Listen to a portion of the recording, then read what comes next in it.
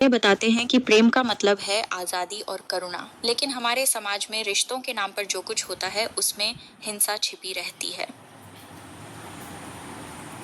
जब माता पिता बच्चों को कहते हैं कि हम तुम्हारे भले के लिए ये रिश्ता कर रहे हैं, तो वे इसे प्रेम बताते हैं, पर असल में यह दबाव और जबरदस्ती है। जहाँ डर और मजबूरी है, वहाँ प्रेम नहीं हो सकता।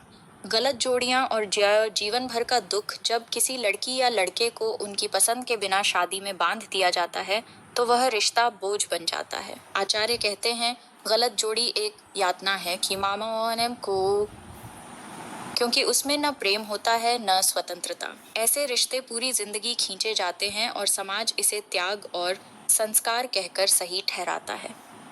समाज और परिवार की विफलता। हमारे स्कूल और कॉलेज बच्चों को गणित, विज्ञान, अंग्रेजी तो सिखाते हैं, पर रिश्तों और जीवन के बारे में कुछ नहीं सिखाते। परिवार भी बच्चों को सच्चे प्रेम और स्वतंत्रता की शिक्षा नहीं देता, बल्कि परंपरा और दबाव में ढाल देता है। इसीलिए युवा अक्सर बिना समझदारी के रिश्तों में फंस जाते हैं।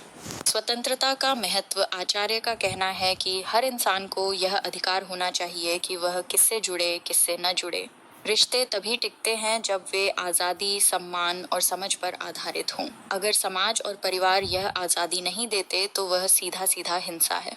असली प्रेम कैसा होता है? असली प्रेम में कोई दबाव, नियंत्रण या शर्त नहीं होती। प्रेम का मतलब है दूसरे की स्वतंत्रता का सम्मान, करुणा और सहानुभूति, बिना हिंसा और डर के साथ होना। प्रेम हिंसक नहीं हो सकता। जहाँ हिंसा है, वहाँ प्रेम नहीं है। समाज को चाहिए कि बच्चों को सही शिक्षा दे, ताकि वे अपने रिश्तों को स्वतंत्र और जागरूक होकर चुन सकें। जब तक रिश्ते मजबूरी और दबाव पर आधारित रहेंगे, तब तक हिंसा बनी रहेगी।